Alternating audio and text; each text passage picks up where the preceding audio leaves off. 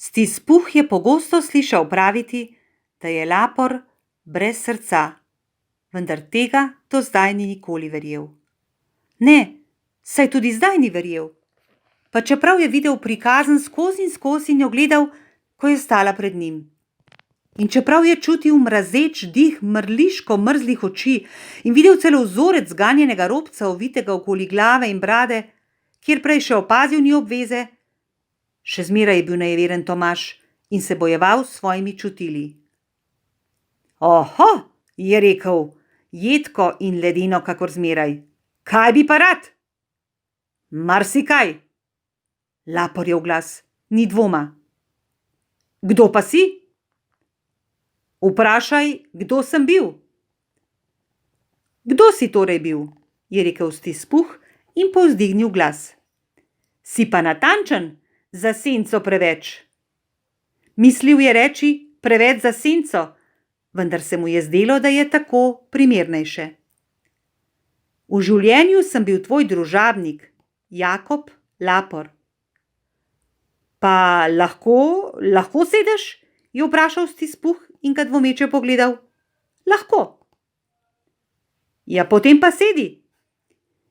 Stispuh ga je zato vprašal, ker ni vedel, ali prikazan pri svoji pozornosti lahko sede na stol in čutil, da bi v primeru, če ne more, nastala potreba po mučnem pojasnjevanju. Vendar je duh sedel na drugo stran kamina, kakor da je tega popolnoma vajen. Ne verjameš vame, je omenil Lapor. Ne, je rekel Stispuh. Kakšen dokaz za mojo stvarnost pa bi še rad povrh svojih čutil? Ne vem, je rekel Stispuh. Zakaj pa ne verjameš svojim čutom? Ker me nekaj malega moti, je rekel Stispuh. Majhna motnja v trebuhu jih goljufa. Lahko si neprebavljen košček govedine, ščepec gorčice, drobec sira, kos surovega krompirja. Bolj te imam za slab duh, kakor za duha, pa bodi, kar že hočeš. Stispuh ni bil ravno poseben vajen besednih iger in tudi ni čutil v sebi posebne želje po norčiji. Kljub temu pa je poskušal biti duhovit, da bi malo sprostil lastno napetost in potlačil strah, saj ga je duh s svojim glasom vznemiril prav do obisti. Čutil je, da bi bila zanj od sile hudičeva igra nekaj časa takole molče sedeti in strmeti v te srepe steklene oči. Povrh tega je bilo tudi nekaj zelo zoprnega, da ima duh okoli sebe nekakšno svoje peklensko ozračje. Stispuh ga sicer ni čutil, vendar ni moglo biti dvoma o njem. Čeprav je namreč duh sedel popolnoma negibno, so se mu lasje in škrici in oprinki na škornjih ves čas premikali, kakor v topli sapi od peči. Vidiš tale zapotrebec, je rekel Stispuh in iz ravnokar omenjenega vzroka prešel v napad, ker si je želel, pa čeprav vsaj za trenutek, odvrniti od sebe kamniti pogled prikazni. Vidim, je odgovoril duh. Pa ga ne gledaš, je rekel Stispuh. Ampak ga kljub temu vidim, je rekel duh. Poglej, je rekel Stispuh, treba mi ga je samo pogoltniti, pa me bo do konca življenja preganjalo legion škratov, ki si jih bom sam umislil. Neumnost, ti rečem, neumnost. Tedaj je duh prestrašeno kriknil in s takim groznim in strašnim truščem potresel z verigo, da se je Stispuh tesno oklenil stola, da ne bi omedlel. Ampak še toliko bolj se je zgrozil, ko si je prikazan odvezala ruto z glave, kakor da je v sobi pretoplo, da bi jo še naprej imela na sebi, pri tem pa se je spodnja čeljust pobesila na prsi. Stispuh je pokleknil in sklenil roke pred obrazom. Milost, je rekel, grozna prikazan, zakaj me moriš? Človek posvetnega duha, je odgovoril duh. Verjameš vame ali ne? Verjamem, je rekel Stispuh, moram. Ampak zakaj duhovi hodijo po svetu in zakaj prihajajo k meni?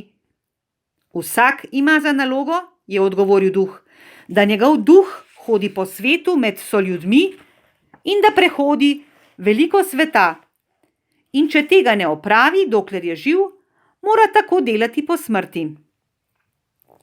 Obsojenje na romanje po svetu, o gorjemi, in biti priča stvarem, ki se jih ne more udeleževati, lahko pa bi se jih bil, ko je bil živ in jih spremenil v srečo. Duh je spet kriknil, potresel z verigo in uvil senčaste roke. Uklenjen si, je trepetaje rekel Stispuh. Povej mi, zakaj? Nosim verigo, ki sem jo skoval v življenju, je odvrnil duh. Izdelal sem člen za členom, ped za pedjo. Ovijal sem si jo prostovoljno in jo nosim. Se zdi tebi njen vzorec tuj? Stispuh je čedalje bolj drgetal. Ali pa bi rad zvedel, je nadaljeval duh, težo in dolžino močne verige, ki jo sam nosiš. Že pred 7 svetimi večeri je bila ravno tako težka in dolga, kakor je tale. Pa si jo po tistem še koval. Mora biti že hudo težka. Stispuh se je ozrl okoli sebe po tleh, misleč, da bo tudi sebe zagledal ovitega s kakšnimi 50 ali 60 sežni železne žile, vendar ni ničesar opazil. Jakob, je roteče rekel, stari Jakob Lapor, še mi kaj povej. Nali mi malo tolažbe, Jakob. Je nimam nič, je odgovoril duh. Ta prihaja iz drugih krajev. Ebenzer Stispuh in jo izročajo drugi sli in drugim vrstam ljudi. In ti tudi ne morem povedati tistega, kar bi rad. Še nekaj malega, pa bo vse, kar mi je dovoljeno.